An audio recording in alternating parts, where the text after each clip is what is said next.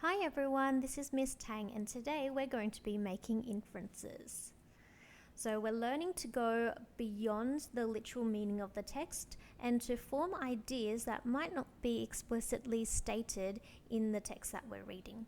So the reason why we do this is because we're trying to bring together what our prior knowledge is and to also combine it with the information that we're reading within the text to come to a conclusion.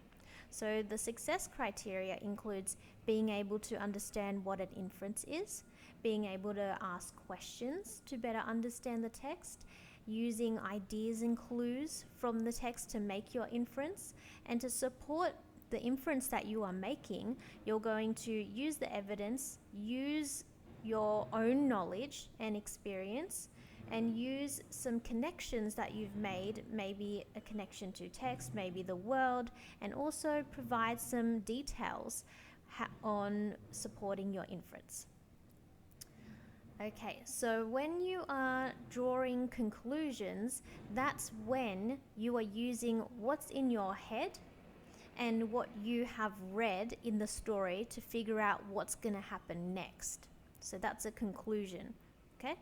An inference is when you are using what you already know in your head and using the clues from the text to figure out what is going to happen next. So for example, in this image, you're looking at this picture of a girl, you know she's in a raincoat, she's got an umbrella, and you're thinking about, I know that I have to wear an umbrella and a raincoat when it's raining outside.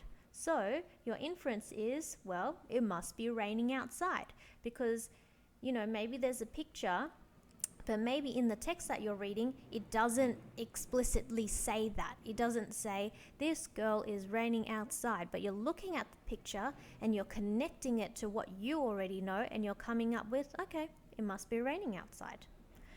All right, these are the activities that you're going to work on. So you're going to have a read of the case of the missing cookie, and then you're going to answer some of these questions. So the first question is, who do you think stole the cookie? And then you will explain why you think this and list the 3 clues that you used. So have a read through the text, pick what were the 3 clues that you could have used to figure out who stole the cookie. Number 2, what words did the author use to show that they were looking forward to eating the cookie? So have a read, pick out the words that infer that maybe the author is really looking forward to eating the cookie. Number 3, where else could the author have looked for clues? Okay, so that's where you are going to answer that question and have a think about that one. Question 4, what could have happened after the thief was caught? So what do you think? And then answer it there. All right, here is a crazy creative challenge that you can do. So you can make a wanted poster for the thief that stole the cookie. You can provide information about the thief, like what they stole and what clues led to them being caught. Okay, if this is a little bit too challenging, then you can do a level 1 activity, which is this one here. This is where you underline what you think is happening in the pictures. So have a look at this picture. What do you think? Julie is watching the football and it is cold. Julie is watching the football and it is hot. So which one do you think best meets this picture? And then you'll need to explain, why did you infer this?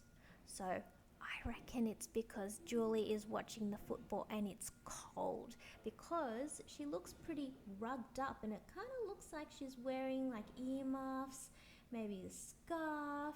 So that's what you would write down here. Why did you infer this? I would say, I inferred this because Julie is wearing a scarf, she's wearing possibly earmuffs, and you wouldn't really wear that unless you were cold and trying to warm up. Okay, and then have a look at the second picture and the next 2 sentences. So it says, James enjoys reading books, James doesn't like reading books. So you need to decide which one you think it is and why. And then you can have a look at the rest of it as well. If you would like a bit of a challenge, then you can become an inference detective. So you're going to use the clues in the 4 pieces of text below, and you're going to draw some conclusions, give your evidence, talk about what you infer. So for example, Jenny's mum made him pack his umbrella and rain boots before leaving for school this morning. So what do you think you could infer from that? And you write your sentence, and then you write your evidence there. So a good inference will use clues from the text, okay, and then a great inference will use clues and ideas from the text. You might ask some questions to better understand the text, and you might develop inferences by making a prediction, interpreting what the information is, and drawing a conclusion about the text. An amazing inference will develop inferences by making a prediction, interpreting the information, coming up with a conclusion, and you would also support your inference by using your prior knowledge and using some connections as well.